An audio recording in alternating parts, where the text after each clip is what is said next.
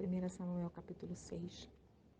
Quando já haviam passado 7 meses que a arca do Senhor estava nas terras dominadas pelos filisteus, então eles decidiram chamar os seus sacerdotes, magos e adivinhadores, e lhes indagaram: que devemos fazer com a arca do Deus de Israel? Dizei-nos como havemos de devolvê-la ao seu devido lugar.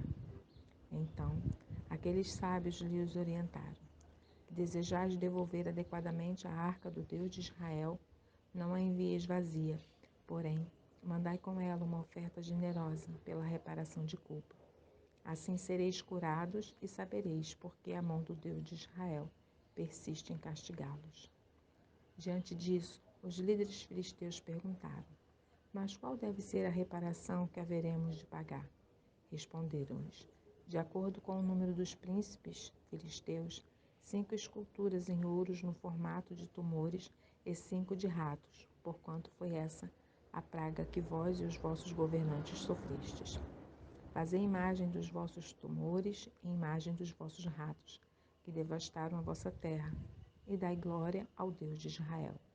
É bem possível que este gesto alivie a mão de Deus de cima de vós, do vosso Deus e de toda a terra onde habitais. Por que endureceríeis o vosso coração, como fizeram com os egípcios e Faraó?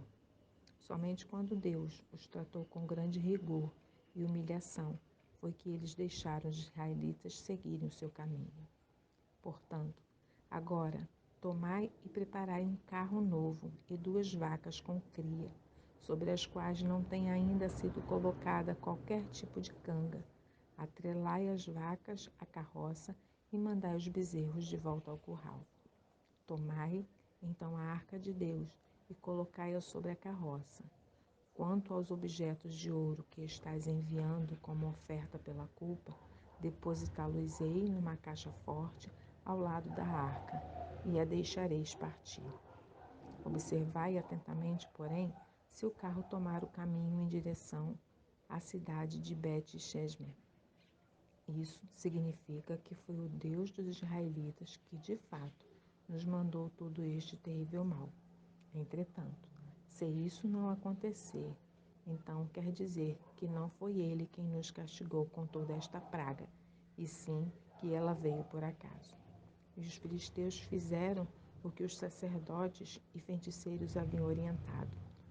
Pegaram 2 vacas e as amarraram em uma carroça nova e prenderam seus bezerros no curral. Em seguida, colocaram a arca do Senhor sobre a carroça e junto dela um cofre em forma de caixa com os ratos de ouro e as imagens dos tumores. E aconteceu que as vacas se movimentaram diretamente com destino a Bet-Shemesh e mantiveram-se resolutas nesta estrada, mugindo por todo o caminho, e não se desviaram um só momento, nem para a direita, nem para a esquerda.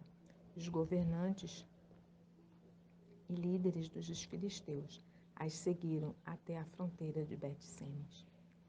Entre mentes, o povo de Bet-Shemesh estava colhendo trigo no vale, e assim que avistaram a arca da aliança, voltando, alegraram-se grandemente. Aquele carro filisteu, puxado pelas 2 vacas, chegou ao campo de Josué, de Bet-Shemesh, e ali parou, ao lado de uma grande rocha. Em seguida, cortaram toda a madeira da carroça para o fogo e ofereceram as vacas em holocausto a Yahvé.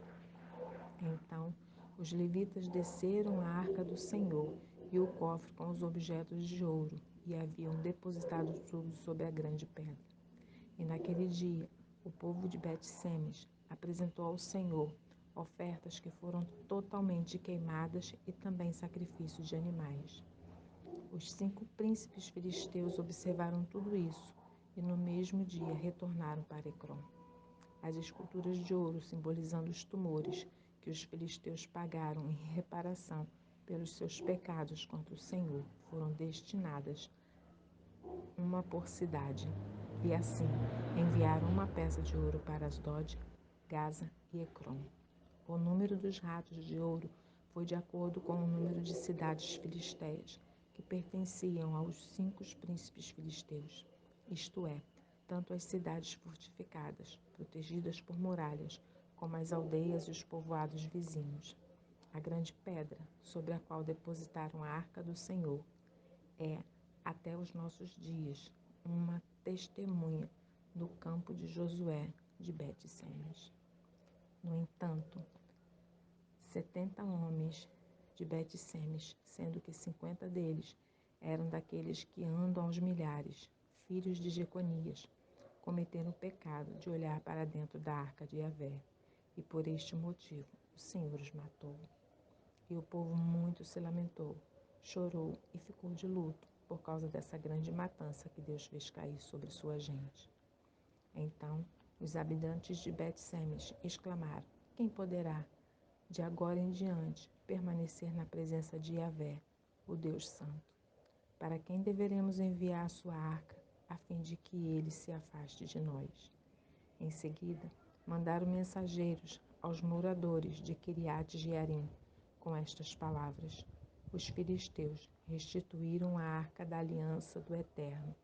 Descei, portanto, e levai-a para vós.